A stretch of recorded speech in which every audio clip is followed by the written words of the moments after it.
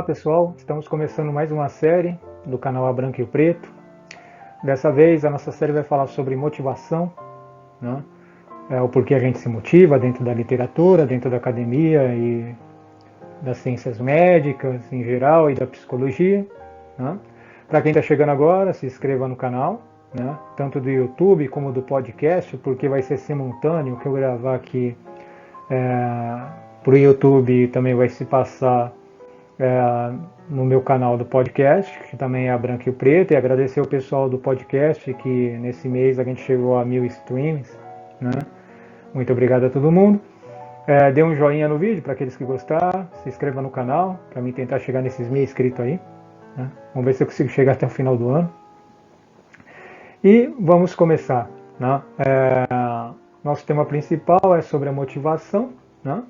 Para quem não me conhece, eu sou estudante de psicologia pelo Unip, né? Essa resposta sobre a motivação, ela ao longo do tempo, pelo menos vamos pegar aí de 2000 para cima, né? Foi um tema que gerou publicação de muitos livros, palestras, coaches e gera até hoje, né? Dá um mercado bom, né? Dentro de várias esferas da sociedade, né? Porque a motivação, ela ora pode vir de uma questão religiosa, pode vir de uma questão acadêmica, de você entender os sistemas psicológicos, né? Enfim, tem palestra até para quem é vendedor sobre motivação. Então, é um mercado grande. É um mercado grande onde muitas pessoas acabam falando sobre o tema. A minha proposta é falar dentro dos processos das ciências médicas, né, e os conceitos psicológicos também, né, e da ciência da psicologia. Então, se a gente perceber a história da vida das pessoas, a motivação para alguns vai ser dinheiro, para outros vai ser paixão, e outros vão ser relacionamentos íntimos, né, para outros vai ser a religião, que vai acabar motivando, entre outras coisas. Mas você já se perguntou o que te motiva? Né? E outra pergunta, a gente fala tanto de se motivar, o ato de agir, mas o que é se motivar? Né? E aí, pensando nisso, né, o ideal é a gente pegar o significado da palavra em si. Né? Pegando no dicionário, né, no Michaelis, a gente vai ver que é o quê? Uma série de fatores de natureza afetiva, né, ou seja, aquilo que te afeta, né, ou de bom ou de ruim, intelectual ou fisiológica. Intelectual seria os sistemas psicológicos, né, intelectuais, e a fisiologia, né? Dormiu pouco, acordou mal, não comeu bem, isso pode afetar sua motivação. E que atuam no indivíduo, determinando o comportamento. Então, e aí tem um terceiro item também, né, que é o conjunto de princípios que legitimam a decisão judicial. Mas aí é um outro aspecto, mas se a gente for ver o ponto principal, vai ser o quê? O comportamento. A motivação serve para alterar o comportamento, ou para uma coisa boa, ou para uma fuga, né, em questão. E aí eu tentei colocar e resumir mais ainda a ideia do termo, que seria o quê? Para produzir algo satisfatório, e não produzir necessariamente algo bom, como a gente pode imaginar que motivar é produzir algo bom, não sei. Porque você pode ser motivado e de repente fazer coisas não tão boas, né? Por exemplo, aquelas pessoas que acabam seguindo um ditador de uma forma cega devido à legitimidade do poder dele, pode se motivar, né, com o ditador para fazer coisas que talvez não sejam muito boas. Né? Então, a gente continuando, qual que vai ser a ideia do vídeo? A gente vai falar das esferas, né, as principais esferas que pode estar dentro desse conceito de uma forma mais global. Claro que o tema ele é polêmico, né, e ele tem uma série de fatores, vários autores às vezes entram em contradição, mas eu vou falar de algo mais global dentro do que existe em algumas literaturas. Né? Então, para entender melhor a motivação, a gente tem que entender o dinamismo entre essas três esferas, né? As três esferas da motivação. Não adianta alguém vir para você e te contar um monte de história falando que alguém conseguiu determinadas coisas se uma dessas esferas está desequilibradas, porque elas vão trabalhar de forma dinâmica e conjunta, né, para que a motivação funcione de uma forma, vamos dizer assim, satisfatória. Então não adianta uma pessoa vir falar e contar uma história que povo tal fazia isso, que guerreiro tal fazia aquilo e você pode fazer isso, porque se seu biológico não estiver funcionando bem, não vai funcionar talvez não. E vice-versa, né? Se alguém falar de motivação para você, você está sem dinheiro, aí você vai numa palestra, alguém for falar de motivação e a sua situação social estiver muito precária, ao ponto que você não tenha, vamos dizer, o ambiente onde você vive, ele é muito aversivo, desde questão de alimentação, de segurança e tal, fica difícil você ter determinado tipo de motivação, né? E vice-versa, o psicológico é o mesmo processo. Se você tiver transtornos psicológicos ou episódios de transtornos psicológicos, mesmo que você tenha um biológico favorável e uma vida social boa, né, você não vai conseguir ter determinados tipos de motivações, ou seja, criar ou produzir algo satisfatório, né? Então é ideal a gente já ter em mente, quer dizer, dentro dessa ideia global que eu estou querendo apresentar e dentro das literaturas que eu li, que é o que? Ela vai englobar esses três aspectos, né? O biológico, o social e o psicológico de forma dinâmica, né? E que na maioria das vezes é bem difícil de mapear isso, né? Até em uma análise comportamental, né? Ou em qualquer outra teoria, para poder tentar identificar as patologias, né, psicológicas dentro disso, porque elas acabam se misturando, né? Então, o primeiro passo que a gente vai comentar sobre as ideias ao longo da série é entender que para se motivar, essas três esferas têm que funcionar de uma forma equilibrada e dinâmica, né? Para que a força da motivação ou criar alguma coisa favorável, né? Ou pode ser uma fuga ou produzir alguma coisa, seja lá o que for, que vai te criar uma força geradora para você fazer determinada coisa, precisa ter o equilíbrio satisfatório entre esses três aspectos, né? Claro que um pode estar, de repente, dentro da situação, compensar o outro, mas o ideal seria isso, né? Como eu dei no exemplo. Continuando, então quando a gente for falar da esfera biológica, a gente vai ter que entrar em alguns pontos, claro que eu vou resumir bastante, para não ficar tão técnicos assim, né?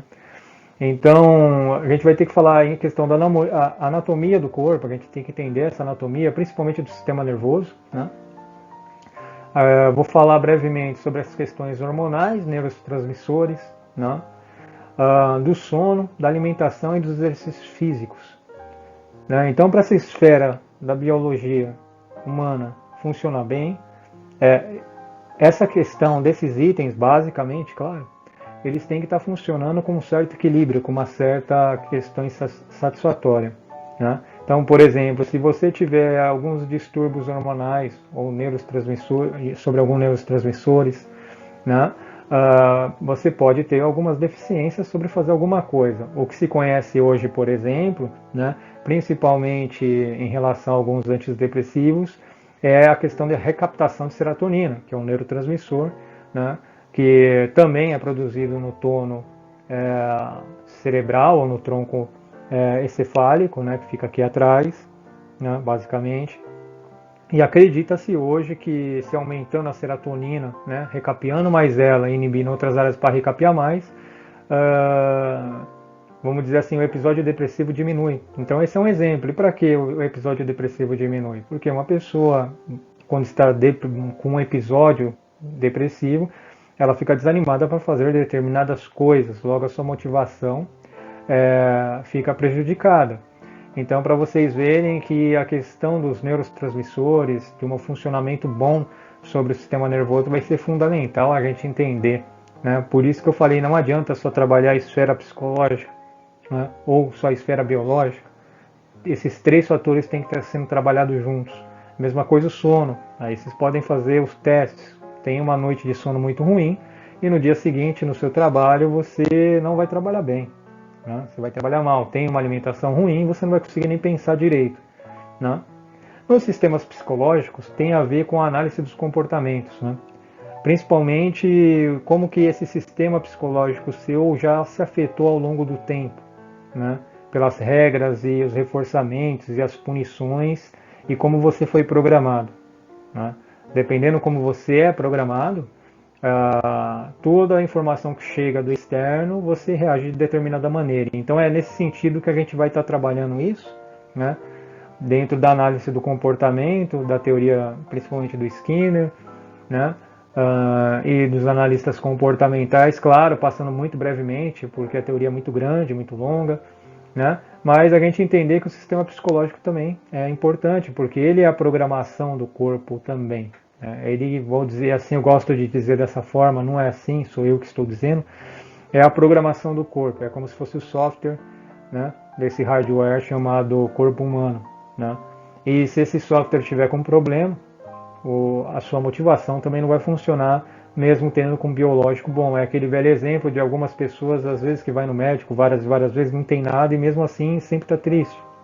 Pode ser que o sistema psicológico, o sistema psíquico, o aparelho psíquico dele, esteja com alguns problemas devido a toda uma história de vida, a forma que ele aprendeu.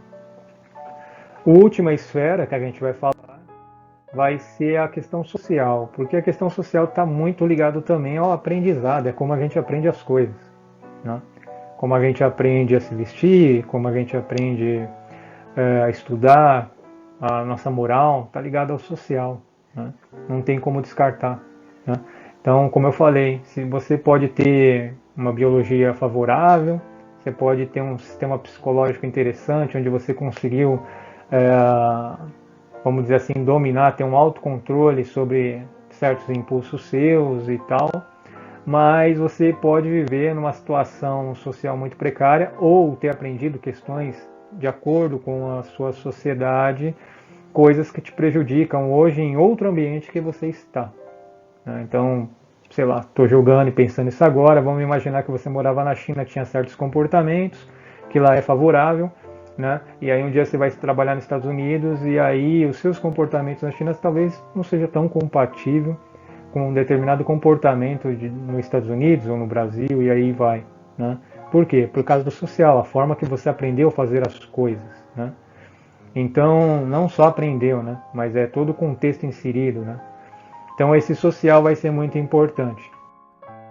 Os autores que eu vou acabar usando dentro dessa série vai ser o Alexandre Luria, né, principalmente para falar das questões neuropsicológicas, né, que vai ser uma mistura da neurologia com a psicologia cognitiva, do Vygotsky, né, para a gente falar a questão do aprendizado, como a gente aprende basicamente as coisas através dos mundos simbólicos que a gente tem, né, do Henri Vallon, que vai falar da cognição, né, da questão motora e da afetividade, que são 3 pilares para poder a pessoa fazer as coisas, né, basicamente, né? E do Skinner sobre análise de comportamento, que aí tem a ver que conforme a gente vai aprendendo as coisas, a gente vai reforçando nossos comportamentos conforme as consequências que a gente vai vendo, né? Exemplo, às vezes a gente pega e liga muito para alguém, aí essa pessoa vai atendendo, aí chega um momento que essa pessoa não atende mais, a gente para de ligar. Por quê? Porque esse nosso comportamento deixou de ter uma consequência. Logo, a motivação de ligar com o tempo se perde. Seria mais ou menos nisso, né? Então é isso, gente. Muito obrigado para quem está chegando no canal agora. Mais uma vez, se inscreva no canal, né? Dê um joinha, né, para divulgar melhor o canal. E até a próxima.